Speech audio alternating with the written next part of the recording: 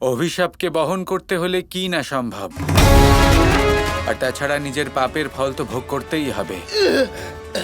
এর চেয়ে অধিক অনুচিত আর কি বা হতে পারে সংসারে? একজন যুবরাজকে কন্যা বানিয়ে দেওয়া হলো, তাকে এত যন্ত্রণা সহ্য করতে হচ্ছে।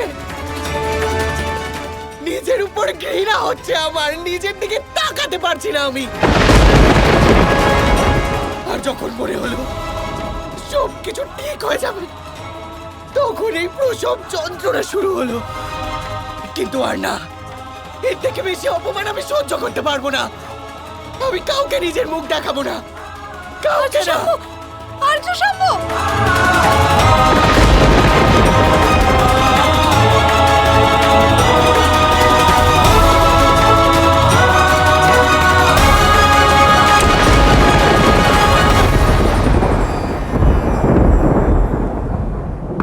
শাম্ব, শাম্ব, দরজা খোলো। তোমায় আমার দিব্যি রইলো, দরজা খোলো। দেখো, আমরা সবাই মিলে নিশ্চয়ই কোনো উপায় খুঁজে পাবো। সব ঠিক হয়ে যাবে শাম্ব, একবার দ্বার খুলে দাও। আর্য শাম্ব, দয়া করে দরজাটা খুলুন না। চলে যাও সবাই এখান থেকে, চলে যাও। এখন না আমি কারোর পুত্র, আর না আমি কারোর স্বামী। আমি ততক্ষণ এই ঘর থেকে বাইরে বেরোবো না যতক্ষণ না আমি আবার তারকার যুবরাজ শাম্ব হয়ে উঠছি। আর যদি তা না হয়, তাহলে আবার মৃত্যু লাভ করাই উচিত।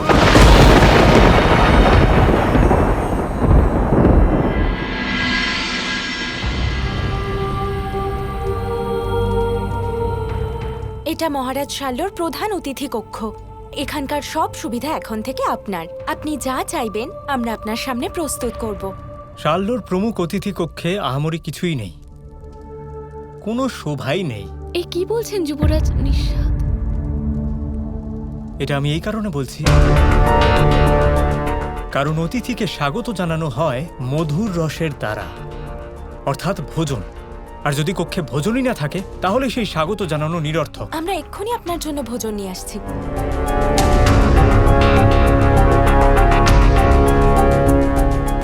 এই শাল্যর উদ্দেশ্যটা কি? শত্রু হয়েও আমার এত সেবা করছে কি কারণে?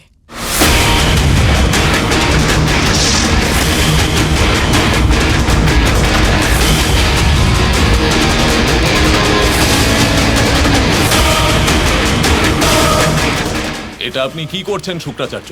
যুবরাজ নিষাদের হৃদয়ের মধ্যে বিষ ঢেলে দেবার ব্যবস্থা করছি। কানাই, আজ প্রথমবার আমার শাম্বর উপর করুণা হচ্ছে।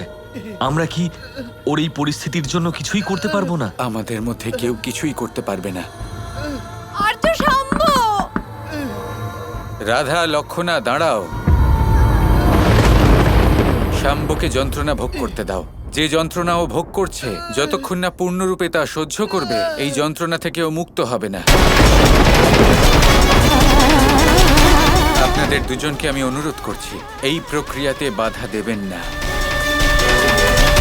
নিজের কর্মফল ওকে নিজেকেই ভোগ করতে দিন, একা থাকতে দিন ওকে। শ্রীকৃষ্ণ, আপনি এটা কিভাবে বলতে পারেন? আমি সেটাই বলছি যেটা সত্যি।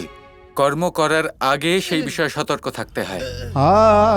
যখন সেই বীজ বৃক্ষে পরিণত হয়, তখন কোনো কিছুই করার থাকে না।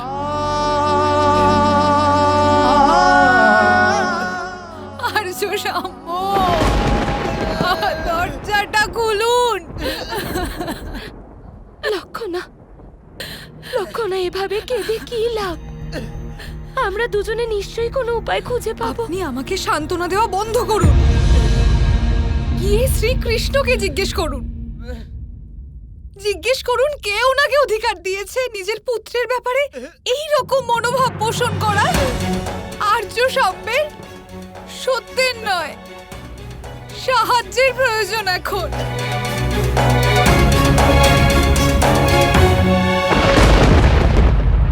নিষাদ, এখানে কোনরূপ কষ্ট হচ্ছে না তো?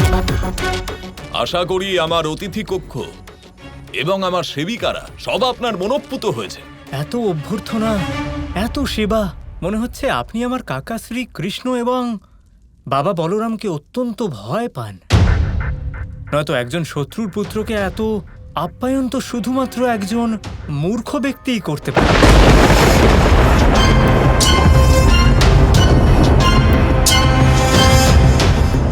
তোমার বাবাকে নিয়ে আমাদের কোনো ভয় নেই, আর তোমার বাবা আমাদের শত্রুও নয়। আমাদের শত্রু হলো কৃষ্ণ।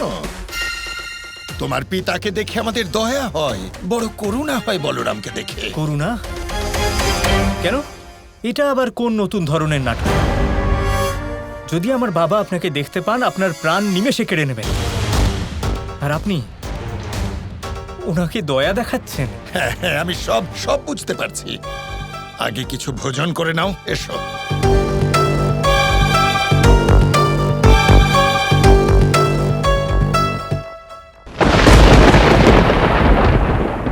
শুধু এক গ্রাস খাও নিষাদ, অন্ধকারকে অন্তরে প্রবেশ করতে দাও, তারপর দেখবে আমি কি করি।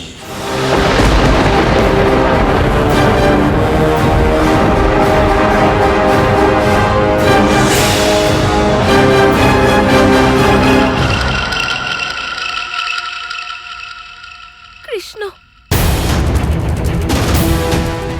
এমন কেন বললে তুমি? লক্ষণাকে এমন হৃদয় ভেদী সত্য বলে দিলে তুমি।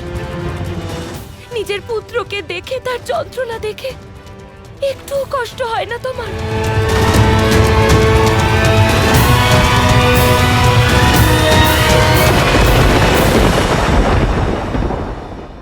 যন্ত্রণা অবশ্যই হয়। এই সমগ্র সংসারে এমন কোন পিতা আছেন যার নিজের সন্তানকে এই অবস্থায় দেখেও যন্ত্রণা হবে না? শাম্ব যতই কুকর্ম করে থাকুক না কেন,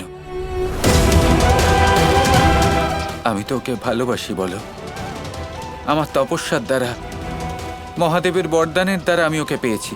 খুব ভালোবাসি আমি ওকে, কিন্তু সত্য থেকে পালাতে পারবো না আমি, রাধা। সংসারের প্রত্যেক স্ত্রী যখন প্রসব যন্ত্রণা সহ্য করেন, যতক্ষণ সন্তান জন্মাচ্ছে না সেই যন্ত্রণা থেকে মুক্তি পান না। এটাই হলো শাম্বের অভিশাপ, এটাই ওর কর্মফল। এই সংসারের যন্ত্রণা যতই বাড়ুক না কেন, তা সত্যের ঊর্ধ্বে নয়, রাধা। আর আমি এই সত্যকে মেনে নিয়েছি, এবং সত্য হলো এটাই যে আমি কৃষ্ণ হওয়া সত্ত্বেও নিজের সন্তানকে আমি পীড়ামুক্ত করতে পারবো না। কৃষ্ণ হয়েও যা কিছুই করে নি না কেন, নিজের সন্তানকে সঠিক পথে আমি আনতে পারলাম না। কর্ম এবং তার ফলের নিয়ম এমনই হয়। আমরা এই সংসারে যা কিছুই করি না কেন, যে কর্মই করি, তার ফল অবশ্যই পেতে হয়, রাধা। আর আজ এটাই হচ্ছে কৃষ্ণের পুত্রের সাথে। আর আমি কিছুই করতে পারছি না।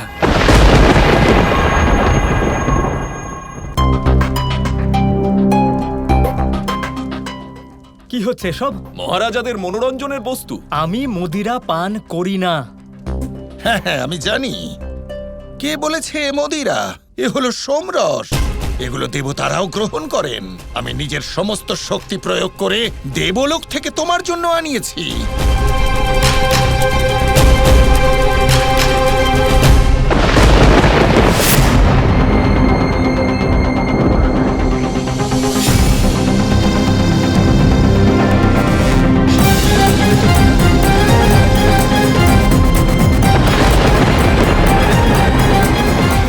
শুক্রাচার্য, মনে হচ্ছে আপনার ভোজনে মেশানো বিষ নিজের কাজ শুরু করেছে।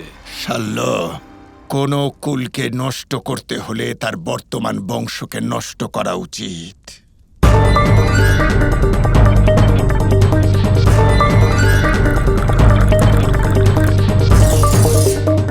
এ হলো কূটনীতি। কুলদীপকই কুলকে ভস্ম করে দেয়।